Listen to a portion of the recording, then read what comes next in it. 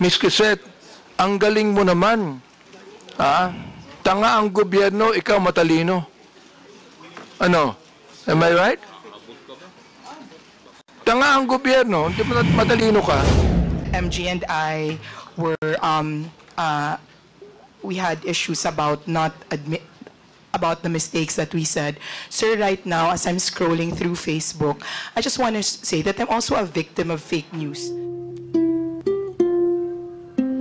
The chair now recognizes Representative Benny Abante for his interpellation. Thank you, Mr. Chair. I'd like to follow up the questions of Congressman Isidre to Ms. Crisette Laureta Chu. Ms. Crisette, will you be able to answer my questions? Congressman, Mr. Chair, yes, sir. Okay. I don't know if Ms. Crisette actually wrote something about me. No, I don't remember doing that. I don't remember her saying things against me. Have you ever made a statement against me, Ms. Crisette, at one time? I'm not sure, sir, but I'm sure I've been hurt by some of the things that the Quadcom during the time of... Mr. Chair, said you have been hurt. Yes, why sir. are you hurt? Because, are you the ones being investigated? Why are you hurt? No, sir, because I'm a supporter, and I just want to be honest, sir. Mr. Chair, what I'm saying is this. You are not being investigated. I'd like to ask a question. Why are you hurt? Sir, Mr. Chair, I will just answer honestly. For example, if you are a supporter of a certain politician, as I'm sure your supporters in your district in Manila know, if somebody you love or support is attacked or investigated, it hurts you. But, sir, I'm just being honest because I don't remember that I said anything about you. I'm just saying that I'm sure that maybe there were, I'm not sure, sir, I'm sorry. I don't think I've said anything bad about Mr. Chair, you. I will not belabor anymore on what she said about me, no? But I just would like to reiterate what Congressman Jude has been saying all along. You said, you're a journalist, right? Yes, sir. Okay, I'm not a journalist. Yes, sir. And you said a while ago that you write what you feel. Am I right? On my Facebook, sir, not on my job. Yeah, you said you write what you feel. Am I right? Yes, sir. Okay. Now, I do not need to be a journalist to write what I feel. Am I right? Yes, sir. All right. So why do you always say you're a journalist? Because they ask me, sir, what I do. You were not asked about being a journalist. You said it, that you are a journalist. Now, Sir, being a journalist, Mr. Chair, binanggit mo yung daw. Is that what you feel? Or are you trying to say now that that is what the masses feel? Mr. Chairman, that's what the impression I got from the social media platforms. The like impression? TikTok. Yes, sir. That you got. We call it social media impression, sir. Well, I'm quite ignorant with the social media impression, Mr. Chair. But what I'm saying is this. You said that you write what you feel. Now, when you said daw, na maraming nag-resign na mga pulis, daw, all right? You were not writing what you feel. You were actually writing what you think the masses feel. Am I right? Sir, in the first part of the sentence, yes, sir. And then the second part of the post where I had my own opinion, it was what I felt, sir. So you believe that what you were writing, what you believe to be what the masses feel? Yes, sir, that's right, sir. All right. So you're not writing what you feel, actually. Yes, sir, as well, sir. Therefore, you were wrong in your first statement. Yes, sir. Okay, sir. Good. Very good. I'm so glad that you admitted that. All right. Now here it's... In light of the new information, sir, in light of the press release, sir. I do not need you to explain. I don't need you to explain, Mr. Chair. Yes, sir. Thank you. You admitted you're wrong, and that's it. Yes, sir. Thank All you. right? Now, I'd like to ask General Torre here. You answered a moment ago, General Torre, that when you speak of a mass resignation, there's none. There's none. Will you please explain further so that Ms. Crisette Chu will be able to understand that is not what the masses feel? Well, there's really nobody on record who filed their resignation, sir, just because of the Duterte arrest, sir. There's none on record right now, sir. Do you believe that, Ms. Crisette? Do you believe the statement of General Torre? Yes, sir, because he has the insider information. I believe him, sir. Would you now please write something about that? Even if you do not apologize, would you now please write Yes, something sir, about if you that, wish, that you sir. believe, now, just a moment, that you believe that the statement of General Torre? Would you please write that? Yes, sir. I will write, sir, that according to the PNP, there were no mass resignations due to the Duterte arrest. Thank you, sir. And therefore, you were wrong. Yes or no? Yes, sir. Okay, thank you very much for admitting that again. All right, now, I would like to understand what you wrote also here, December 28, 2024. I have the copy here, and the picture, I was actually asking my colleagues here, who is this lady in that picture, and I was told that this is the daughter of the former president. Now, you said, yung anak ka ng presidente, kapatid ka ng VP, mayor at congressman, pero kailangan mo magbenta ng deodorant sa TikTok with matching actual application of deodorant sa kilikili mo because sayang ang pera para may pambili ka ng luho. Samantalang ang anak ng mga congressman lang na kung sino-sino nag-aaral abroad sa Europe at Switzerland at walang alam sa buhay, akala hardworking lang ang kanilang mga magulang. I would like to understand this.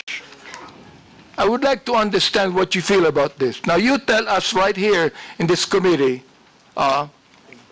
anong ibig sabihin nitong impression na ito? Mr. Chair, respectfully, I would like to say that there are many congressmen whose children live lives that are far beyond what their salin of their parents have. Well, Mr. Chair, to inform Ms. Crisette that I have 3 children, and they never went to Switzerland to study. Yes, sir. Not you. Okay. It's not you, sir. All right, not me. Yes, so sir, not therefore, you. who are you referring to? Sir, I would not... You give us names. Who are you referring to? You made a statement that there are a lot of congressmen. Therefore, you tell us now, who are you referring to? Sir, Mr. Chair, respectfully, my counsel does not want me to mention. Your counsel is wrong. You made a statement, samantalang ang anak ng mga congressman. You made that statement, maraming congressman. So I'm asking you right now, sino-sinong congressman yun na may mga anak na nag-aral sa Europe at Switzerland na walang alam sa buhay? Yun ang ibig sabihin nun. Yun ang impression mo, di ba? All right, you tell us now. Because that is not only an impression, Mr. Chair. She is telling us something that she believed to be true. Your Honor, as counsel for resource person Mr. Chair, issue, does the council have the right to speak in this committee? The council should wait for the chair to recognize you. Representative Bante first. Right, I'd like to find out. Because look, nung sinabi mo, ang mga anak ng congressman lang na kung sino-sino nag-aaral abroad sa Europe at Switzerland at walang alam sa buhay. That is not only writing what you feel. It is writing what you know. That's your conclusion. Therefore, I would like to find out, sino ang tinutukoy mong congressman dito? Ipangalan mo na. Oh, palagay ko walang congressman. Matatakot dito. Meron bang mali, Mr. Chair? Is there anything wrong with any congressman who can afford to let his children study in Europe and Switzerland? Is there anything wrong with that, Mr. Chair? Let me ask you, yes or no, is there anything wrong with that? Ms. Crisette, kindly answer the question. Mr. Chair, Mr. Chair, may I be allowed Would you allow the council? I will allow counsel to speak first after she answers. After she answers. Okay, Your Ms. Crisette, Honor, please answer the question. Your Honor, to facilitate the expectation of the Honorable Congressman, may I be allowed to give 1 minute just to confer with my client, Your Honor? Attorney Bello, tapusin muna natin yung question to Crisette. Pag na answer niya na satisfactorily, then we can proceed with your manifestation. Ms. Crisette, please answer the question. Yes, sir. Your Honor, Mr. Chair. my request is Mr. that... Sec Your Bello, Honor. wait until you are recognized. Crisette Wait. Chu is being recognized as of now. We have rules to follow in this. Ms. Crisette, kindly answer the question. Sir, Your Honor, Chairman, just reconsideration, Chairman. Your Honor. My request, Your Honor, is that before my client will answer, may I be allowed 1 minute to confer Mr. with Chair. Your Honor, to Mr. Chair. clarify Hold on. with the Are you permission of the referring to Honorable a Congressman. legal advice? Would you like to confer with your client? Yes, Your Honor. Okay, you just- confer with your client first. Yes, Your Honor. We have a 1 minute suspension. Ms. Crisette is recognized. Mr. Chair. Sorry, sir, I did not hear your question. My counsel was speaking with me. Could you kindly... Representative Abante, do you have any question? Yeah, I asked you a question a moment ago, and you and your lawyer conferred with you. So I agreed with what your lawyer said, and your lawyer said that it's just a matter of oversight, and you're willing to apologize. So please do it now. Yes, sir, my lawyer and I talked, and my case is a matter of oversight. And I apologize, sir. Thank you, Mr. Chair. I'd like to manifest that it's the third time that Ms. Crisette apologized to this committee. Let me continue on. Ito, Romy, sinend ko po. On December 28, 2024, Ms. Crisette, Yes, sir. you said in Tagalog, ang tanga ng gobyernong to, not just as leaders, but as human beings. Is that what you feel? Sir, I apologize. I do not know what happened on December 28 to make me angry. But if I wrote it that time You're apologizing. for not... No, sir, I mean, I do not know what situation on December 28. Let me and what the continue on. context. Let me Yes, sir. continue on. It says, ipapamudmud sa mga naka-braces na nagbabakasyon abroad ang AKAP money tapos utang ng 629 billion. Yung budget ng ayuda this year na pinibigay kung kani-kanino na nag-mall tour pa yung mga tanga na 500 billion uutangin ulit kasi nag-deficit daw. Mr. Chair, Ms. Crisette, ang galing mo naman. Tanga ang gobyerno, ikaw matalino. Ano? Am I right? Tanga ang gobyerno, hindi matalino ka. Mr. Chair, when one is angry, one says bad things. And in the situation that, sir, Mr. Chair, in the situation when I found out So that our... Mr. Chair, you still have words, no, Mr. Chair. Ibig sabihin, that you are actually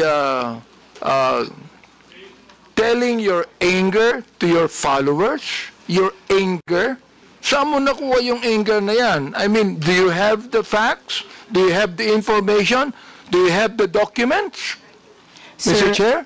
Sir, nasa news po na uutang tayo this year and last year. Sir, sir, please, Mr. Chair, kaya ako nagalit kasi may nakita akong nakaakap na nakabrace tapos sir, I am not laying it on the congressman. I am laying it on the person who gave that person 5,000 despite na, sir, kasi taxpayer kami. Masakit, sir, na makikita namin na... Ms. Quezette, may I ask you the question, how much taxes did you pay? And I will tell you how much tax I paid. Sir... Ang katwiran mo, you're a taxpayer. Bakit? Anong palagay mo sa akin, di taxpayer? Sir, hindi naman po kayo yung sinasabihan ko ng tanga, Mr. Chair. Kaya tinatanong kita, Mr. Chair. It was the process of distributing the AKAP. Tinatanong kita kung saan mo kinuha ito. Sa news mo lang pala kinuha eh. Wala kang documents. You cannot even tell me if you're telling facts or truth. Sir, nasa news po kasi na mag-uutang tayo. My goodness, ibig mo sabihin, you're going to base your statement, tanga ang gobyerno, sa news na nabasa mo, Mr. Chair, and then you're telling me you're a journalist, and you're telling me that you're speaking the truth? Mr. Chair, respectfully po, those are my feelings. Kasi, binamigay natin yung pera sa Therefore, AKAP. if that's your feeling, Mr. Chair, I demand that you apologize to this committee. I will apologize, Mr. Chair, for my bad words or for... I apologize for my bad words, sir. I apologize for saying the word tanga in my post. Maraming salamat, Mr. Chair, for admitting that, no? Siguro naman, makikita mo naman ang gobyerno, sasabihin mo mga tanga kami, siguro, pinapalagay mo, alam mo sa akin, Mr. Chair, ang pinapalagay ni Ms. Quezette, yung audience niya, mga tanga eh. Yun ang pinapalagay mo. Hindi ang gobyerno. Yung audience mo, mga tanga, kaya papaniwalaan nila ang sinasabi mo sapagkat yung audience mo mismo ang hindi nakakaintindi. That is fake news, Mr. Chair, and that is what we're investigating right now. You see? I hope that you understand that, Mr. Chair. Ms. Quezette, do you understand what I'm trying to say? Ikaw, nandito sa akin yung mga sinabi mo tungkol sa amin, ha? Hindi ako sumagot dyan, eh. Hindi ko na kinakailangan pang i-belabor yan. So, anyway, Mr. Chair, nakita ko naman na Ms. Quezette is now apologetic to what she said.